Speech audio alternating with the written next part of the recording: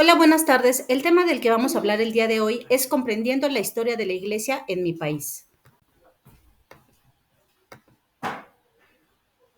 La evangelización de México en el siglo XVI fue un proceso donde los misioneros religiosos implantaron el catolicismo y la cultura occidental sobre los mexicas y los demás pueblos indígenas del territorio tras la caída del Imperio Mexica.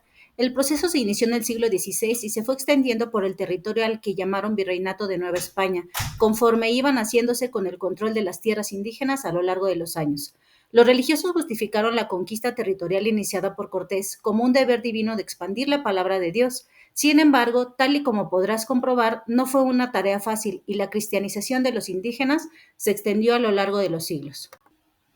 Los desafíos de predicar el Evangelio no fueron menores. La Iglesia utilizó una amplia variedad de formas y acciones para anunciar el nombre de Jesús en cada rincón del imperio según el Espíritu les daba.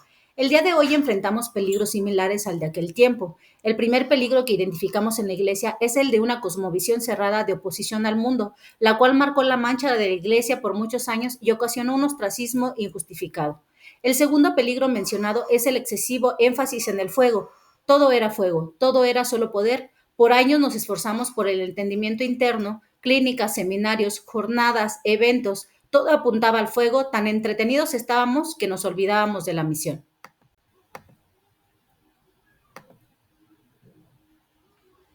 La aparición del sincretismo religioso en México, pese a las grandes esperanzas que tenían los misioneros religiosos en la evangelización de México y presumir de haber convertido a millones de indígenas al catolicismo, no consiguieron realmente sus objetivos. Algunos aspectos de las culturas nativas se mantuvieron para que la implantación de la nueva religión y estilo de vida no fuese tan traumática para los indígenas, como por ejemplo la permanencia de la previa jerarquía social, algunas tradiciones, parte de la vestimenta y las lenguas. Además, se produjo un incremento de celebraciones sociales y danzas tras haber eliminado las partes que los misioneros consideraban paganas de las festividades locales y haber implementado las celebraciones cristianas.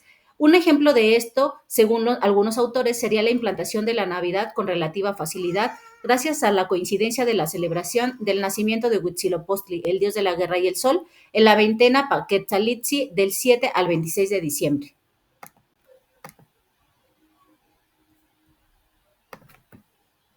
Lo único que surgió en México fue un sincretismo religioso entre la religión politeísta de los mexicas y demás indígenas y el dogma cristiano. Algunos misioneros como Bernardino de Sahagún o Diego Durán se dieron cuenta de que los indígenas hicieron una mezcla con ambos cultos, veneraban a Jesús, a la Virgen María y a sus antiguos dioses a la vez. El sincretismo religioso entre ambas culturas jamás se consiguió eliminar y al día de hoy pervive.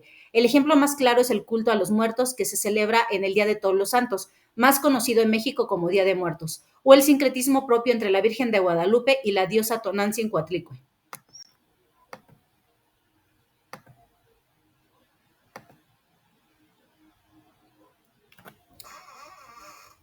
La evangelización de la Nueva España no fue tarea fácil, especialmente en los primeros años de la colonia, cuando aún estaban arraigadas las costumbres prehispánicas religiosas. Fue en este ambiente de crispación y tensión religiosa que en 1531 apareció, según la leyenda, la Virgen de Guadalupe, que al paso de los tiempos fue convirtiéndose en un símbolo de la nación.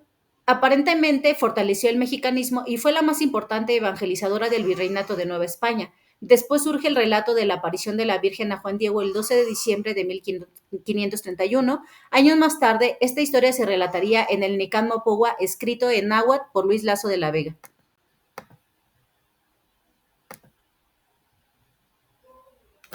¿Cuáles serían los principales desafíos que enfrentamos al día de hoy como iglesia? El primer desafío del día de hoy queremos analizar es saber comunicar adecuadamente el mensaje del Evangelio. Tenemos serios problemas para transmitir el mensaje. Si bien esto es fruto de múltiples factores, quizá los más importantes sean el aislamiento que la Iglesia se autoimpuso del mundo por años, la falta de seguimiento del desarrollo social y tecnológico y nuestra tendencia a la espiritualización del discurso, pretendiendo que al mismo tiempo las personas logren descifrar nuestros modismos espirituales y bíblicos. Debemos mejorar nuestra comunicación, ser más sintéticos, precisos, claros y atractivos en la comunicación, no como excusa para diluir el mensaje, sino como facilitadores del Evangelio, a fin de que pueda llegar y ser entendido por todos.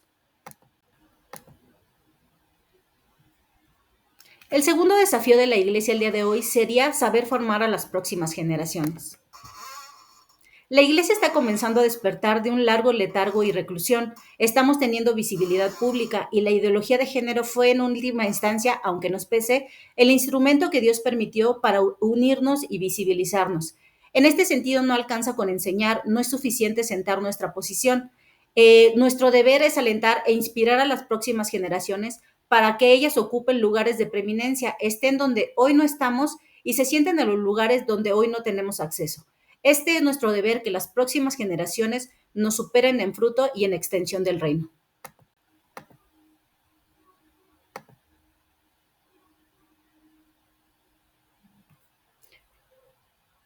El tercer desafío es ser la voz de los que no tienen voz.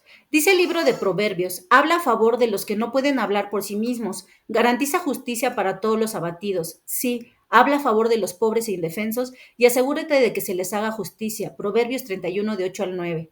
La iglesia fue llamada a defender y hacer justicia. El Evangelio trajo dignidad a las personas, equiparó sus derechos, asistió a los necesitados y defendió a los menesterosos y viudas. La conceptualización de justicia social no ha cambiado el día de hoy. Hoy tenemos el deber de alzar nuestra voz por los que no tienen voz, pero también de interceder y amar a otros, incluso a los que se desean anular, a los que desean anular la voz de otros.